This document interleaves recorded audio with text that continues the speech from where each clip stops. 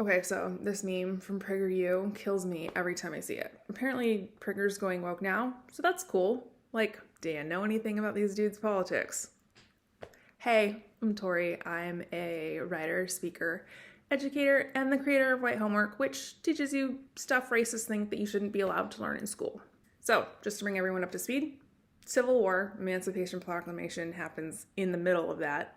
Abraham Lincoln, first Republican president. Congress passes the 13th Amendment, the abolition of slavery, except as punishment for a crime, so not abolition. Black people start getting some rights. Black men start being allowed to vote.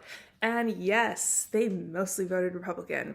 That's true. But white Republicans threw them under the bus pretty consistently. The white Republicans in Congress, as I will tell you about in just a minute, frequently voted with the Democrats to expel legally elected black representatives, including the dudes in that meme. I mean, Republicans have never really been very pro-black. Black people in this country have generally had to choose the lesser of two evils, regardless of which political party they voted for. I will say no self-respecting white Republican in 2023 would vote for any of these guys, right? Like, they were pure uncut wokeness, some of them. They were doing critical race theory before critical race theory was invented. Dennis Prager himself would hate these men, and he would probably make memes about how they weren't real Republicans. Let me tell you why. I'm gonna start with Jefferson Franklin Long. Representative Long was born enslaved in Georgia in 1863.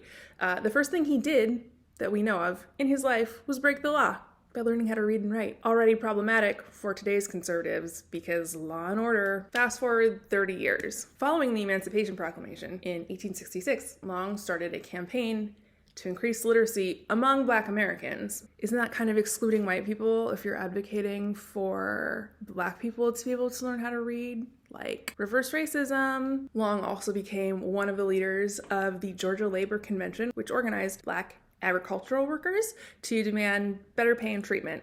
Again, not terribly Republican. So even before he gets into office, Long is basically a full-throated advocate of what we would now call critical race theory. I'm being sarcastic. That's not what critical race theory is, but it would get put under that umbrella by any conservative. Long very clearly understood that even though Black men had the right to vote in Georgia, it was still very unsafe to do so. So he rallied a large group of Black men in Macon, Georgia, and they got together to walk to the polls. When these Black men arrived, there were violent white gangs surrounding the polling place that shot and killed 4 of the Black men, sending the rest of them fleeing because, obviously, white politicians in Georgia claimed that the men Long had organized had engaged in voter fraud by voting multiple times, crossing state lines to vote. And they also claimed that Long, by attempting to vote, was actually trying to disenfranchise white voters. Black people are not allowed to have anything in this country because everything belongs to the white people, and anything that we might get is, like, mean to them. Okay, so listen, conservatives have not come up with a new argument in 150 years.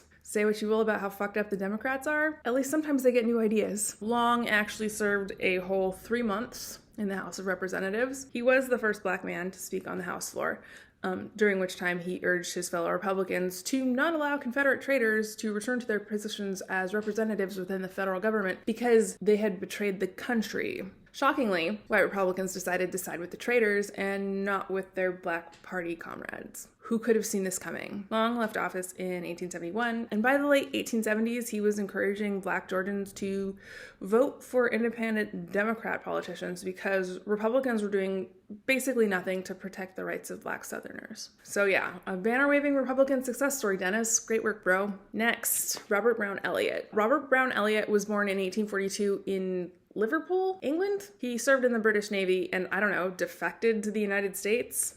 Just kidding, I made that up. He arrived in the US in 1867, and by the end of that year had somehow secured a job working as the editor of a Black newspaper in South Carolina. I don't make the rules. Not sure why on earth a Black man from England would choose to live in the United States in the South, but that also might say more about how racist England was than anything else. Elliot, super fascinating dude. Apparently had a photographic memory, could speak several languages. People claimed that he knew everything about the political conditions in every single part of the state of South Carolina. Elliott also advocated tirelessly for Black people, something that Dennis Prager would call critical race theory. It's not, because words have meanings, but apparently for that team, it's woke to think that Black people deserve restitution for, $14 trillion in unpaid labor. Anyway, Robert organized Black people to defeat a poll tax being put on voters in South Carolina.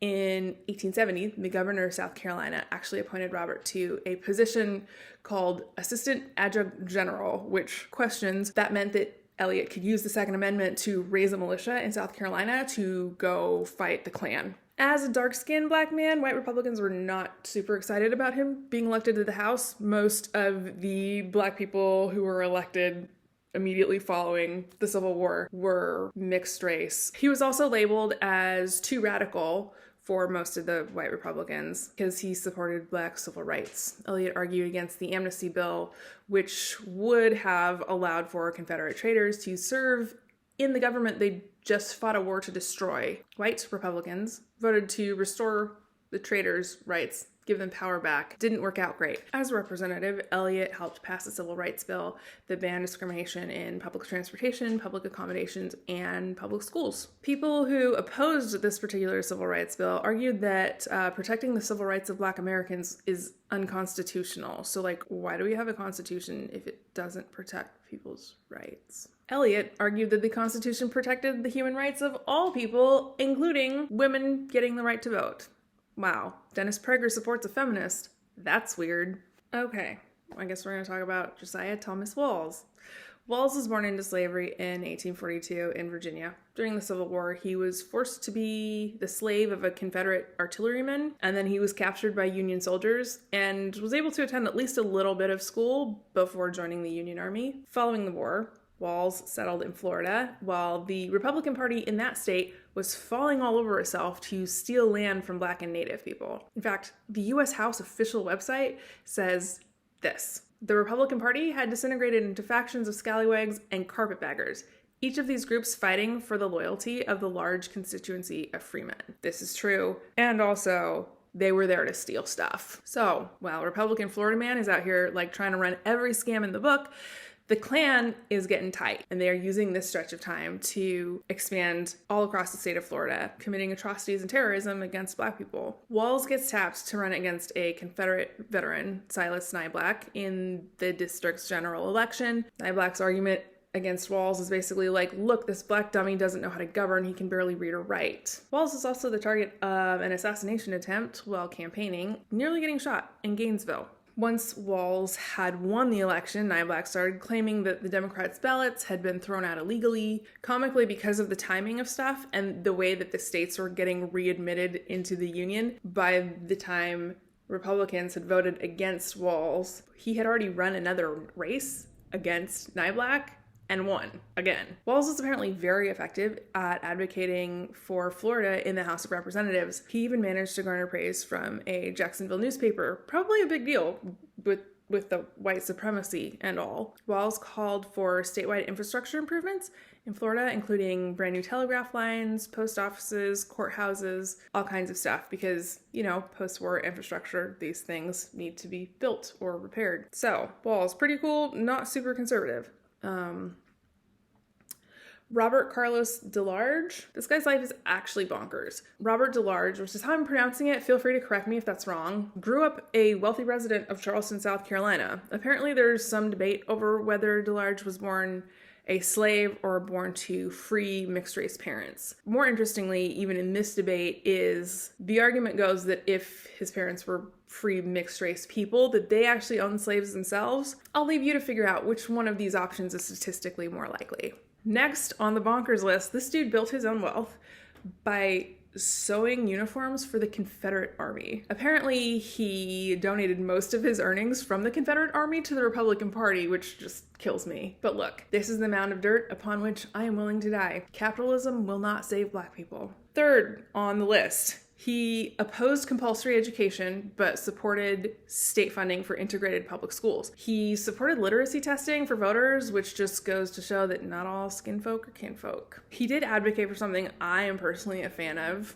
and would have changed the course of history. He thought the federal government should penalize former Confederates by confiscating their property and disenfranchising them from the vote. Can you imagine what this country would look like if we hadn't just handed the reins of the entire country back to the Confederates a year and 5 minutes after the war was over? Moving on, Benjamin Sterling Turner. Turner was born enslaved in 1825. He became a rather successful businessman before being elected as a state rep in the state of Alabama. After Republicans bailed on Reconstruction to appease their Confederate trader counterparts who had now legally taken control of the U.S. government, he ended up losing everything in an economic downturn following Reconstruction and was completely destitute when he died in 1894. Quick rundown. After being sold and inherited several times, this human person, Turner wound up in Selma, Alabama, working by force for a hotel owner who, interestingly, allowed Turner to keep some of the profits that he was earning for the hotel. With his wages, Turner was able to save up to buy a piece of property somewhere in the city of Selma. However, he lost all or most of his investment when the Union Army invaded Selma in April of 1865. The Confederate Army had been using Selma, Alabama to manufacture weapons during the Civil War. So when the Union Army came in, they burned 2/3 of the city to the ground. War is stupid and it sucks. So is racism. Turner, however, returned to work after losing his property in the war and was eager to assist freedmen in accessing education. He saw the advantage it had provided him and the opportunities he had, and he wanted those to be extended to other people. Turner himself, because he was the playmate of the children of the person who owned him, was able to attend classes alongside them, and because of that was able to learn to read and write. In 1871, he was voted into office as a representative of the state of Alabama. He didn't feel that former slavers should be disenfranchised, but he did support racially integrated schools and cash reparations for formerly enslaved people, something that Dennis Prager would probably scream and cry and throw up at. He also called for the federal government to buy private property and to sell it to newly freed, formerly enslaved people, something I'm pretty sure all conservatives would refer to as woke. Guess you sometimes like woke guys? Cool. Obviously, the federal government did not do this, so that sucks. Following his political career, Turner supported the Alabama Labor Union Convention, an organization that agitated for the rights of freedmen in working conditions and wages. Pretty woke. But as we talked about, post-Reconstruction economic downturn took its toll on Turner's finances, and he resorted to subsistence farming until he died in poverty in 1894. Joseph Rainey. Joseph was born into a family that was being kept in captivity in South Carolina in 1832. It appears that his father may have been able to save up enough money to buy his entire family's freedom, which is that's a lot. It's like buying several cars today. Most people actually couldn't go out and do that. Joseph never received any formal education. He began working quite young after his father managed to free their family. Records indicate that he married in Philadelphia in 1859, but by 1861, the Confederate Army seems to have conscripted him into building defenses around the city of Charleston, South Carolina, to keep the Union Army from coming through and taking it. Following that, Rainey was then forced to work on a Confederate ship. Seeing as Rainey had spent probably the last 10 to 15 years of his life as a free person, I imagine it didn't sit super well with him to be conscripted into the service of slavers, right? Somehow, incredibly to me, he and his wife managed to leave South Carolina for Bermuda. Bermuda was a British colony. They had banned slavery in 1834. It seemed, I guess, like a relatively safe place to be during the Civil War. Joseph and Susan Rainey lived in Bermuda for 4 years until the war was over. After the Civil War, they returned to South Carolina. South Carolina, because it had left the United States, had to have another constitutional convention. That was held in 1868. And in 1870, following the resignation of a Republican Party person who was involved in a scandal, the Republican Party nominated Rainey to complete the congressional term for the 41st Congress. Joseph Rainey became known as the first Black American to serve in the House of Representatives because he was sworn in December of 1870. He agitated for the passage of the Ku Klux Klan Act, which was written to empower the federal government to combat the Klan and expedite trials of people who were members of the Klan. State and local governments, likely because of post-war chaos and some significant amount of indifference, were largely incapable of fending off widespread acts of terrorism that the Klan was committing against Black people. Southern Democrats were incredibly conservative back then, and they argued that this bill to stop the Klan was unconstitutional. Some arguments don't get updated, apparently. After President Grant signed the bill into law, the Democrats tried to strip it of its funding so so that the law couldn't be enforced. Pro tip, civil rights legislation of the 1960s. Enforcement is also necessary. You can't just have good laws. Along with hobbling the Klan, Rainey argued in the House for human rights for all people, including Indigenous Americans, immigrants, and Chinese laborers who were building the railroads. So the US government had actually created a bank for newly freed people to deposit money.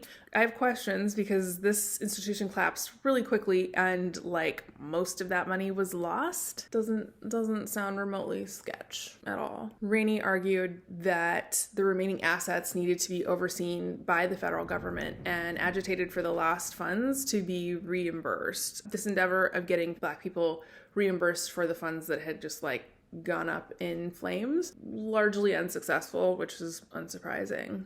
Hiram Revels was born to free Black parents in North Carolina and led a pretty interesting life before getting involved in politics. He attended school as a child, again, something that was illegal in North Carolina for a Black child. He eventually moved up north to continue his studies, to attend college. And he became an ordained minister with the African Methodist Episcopal Church by the age of 18. At the age of 22, he was given a pastorate, and then a couple years after that, he took a pastorate in St. Louis, Missouri, despite the fact that it was illegal for Black people to live in Missouri at the time. He was arrested for preaching to Black people in St. Louis in 1853, and so the next year he took a job in Baltimore, which may be a little bit safer. When the Civil War started, he worked to enlist Black men into the Union Army, and eventually he served as a Black chaplain in the Union Army. Fast forwarding just a little bit, Hiram Revels was elected to the U.S. Senate in 1870. From the house.history.gov website, Senators Garrett Davis of Kentucky and Willard Salisbury of Delaware claimed Revels' election was null and void because Mississippi was under military rule when he was elected, which, like, yeah, because they had to create a whole new government, like, or he couldn't have been, there's no way to have an election. There's no way for a non-government to have an election, right? So, like, okay. Other people claim that Revels was not a U.S. citizen because the 14th Amendment was passed in 1868, and I guess he was older than 2, and as a not U.S. citizen, because he wasn't a U.S. citizen before it was legal for him to be a U.S. citizen, he couldn't become a U.S. senator. Revels is actually the only instance I am aware of where white Republicans actually came out in support of a Black colleague, and white senators rallied around Revels, as opposed to, like, leaving him high and dry, which white representatives did to pretty much all of the Black representatives that came through. Revels was a political moderate. Interestingly, none of these guys really were all on the same page about any particular issue. Some of them supported amnesty, some of them supported reparations. All of them seem to have supported desegregation across the board, although, like we learned, some of them supported literacy tests, which gross. Interestingly, all of them would be considered left-wing extremists by Dennis Prager, so I'm, again, just not real sure where this meme comes from, except people depending on you to not know your history. So now you know a little bit, and every time you see this meme, you can laugh.